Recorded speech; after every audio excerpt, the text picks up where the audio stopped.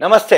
నేను జీవి సత్యనారాయణ. ఇప్పుడు నేను చెప్పబోయే ఈ వీడియో ఏదైతే ఉందో ఆర్బీఐ క్లౌడ్ సేవలు సర్వీసెస్‌కి అనే దాని మీద మీకు ఇప్పుడు. అయితే జనరల్‌గా ఫైనాన్షియల్ ఇన్‌స్టిట్యూషన్‌లకి అందుబాటు ధరల్లో ఈ క్లౌడ్ డేటా స్టోరేజ్ సేవల్ని అందించాలని RBI reserve bank of India సిద్ధమవుతుంది అనేది ఈ వీడియో యొక్క సారాంశం.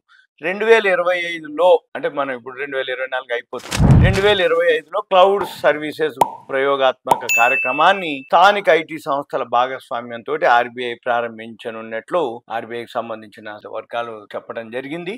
అదేంటిదో చూద్దాం. ఈ ఆర్థిక సంస్థలు ఫైనాన్షియల్ ఇన్స్టిట్యూషన్స్ ఏవైతే ఉన్నాయో వాళ్ళకి దేశీయంగా క్లౌడ్ డేటా స్టోరేజ్ సర్వీసెస్ ని అందించాలని reserve bank of India ready అవటం. 2025లో క్లౌడ్ సేవల ప్రయోగాత్మక కార్యక్రమాన్ని స్థానిక ఐటీ సంస్థల భాగస్వామ్యంతో ఆర్బీఐ ప్రారంభించినట్లు సంబంధిత వర్గాలు తెలపడం జరిగింది. అంటే ఎప్పుడైతే అంటే Amazon web service, Microsoft Azure, Google cloud, IBM cloud వంటి సంస్థల ఆధిపత్యం వాటికి కళ్ళెం వేసే అవకాశం ఉంది అనేది చెప్పటం. అయితే ఈ ప్రాజెక్టు ఏదైతే ఉందో కొన్ని సంవత్సరాల్లో దశల వారీగా ఇస్తామని సమాచారం.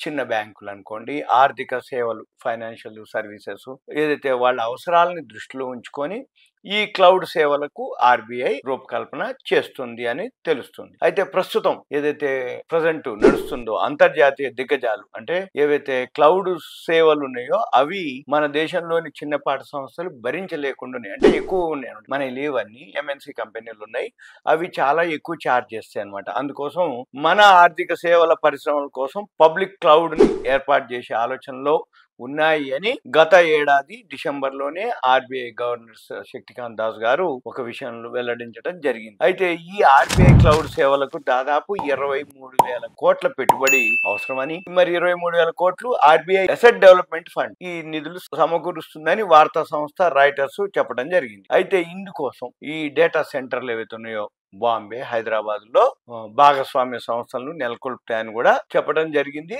అవే చేస్తారనేది విషయం అనమాట.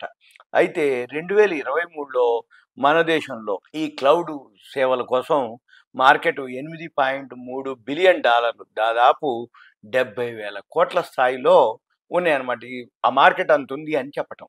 తర్వాత 2023లో 70,000 కోట్లు ఉంటే 2028కి దీని విలువ $24.2 బిలియన్, అంటే 8 బిలియన్ నుంచి 3 రెట్లు పెరుగుతుంది అనేది. అంటే సుమారుగా 2.03 లక్షల కోట్లకి చేరొచ్చు అనేది దీని యొక్క అన్నమాట విషయం. అయితే ఇప్పుడు మన పని ఏంటిది, ఈ ఏవైతే రాబోయే రోజుల్లో మనం అబ్జర్వ్ చేయగలిగితే అంటే ఇట్లాంటి ఏవైతే ఆర్థిక సంస్థలకి సంబంధించినటువంటి క్లౌడ్ సేవలు మన అంటే ఇండియాలోనే అన్నమాట. అంటే ఎంఎన్సి కంపెనీల ఆధిపత్యం కానీ వాళ్ళ ధరలకి మనకి చాలా తక్కువలో మనదే ఆర్బీఐ చేయటం జరుగుతుంది అనేది దీని యొక్క సారాంశం. ఇదంతా కూడా ఒక అవేర్నెస్ ఇన్ఫర్మేషన్ మాత్రమే.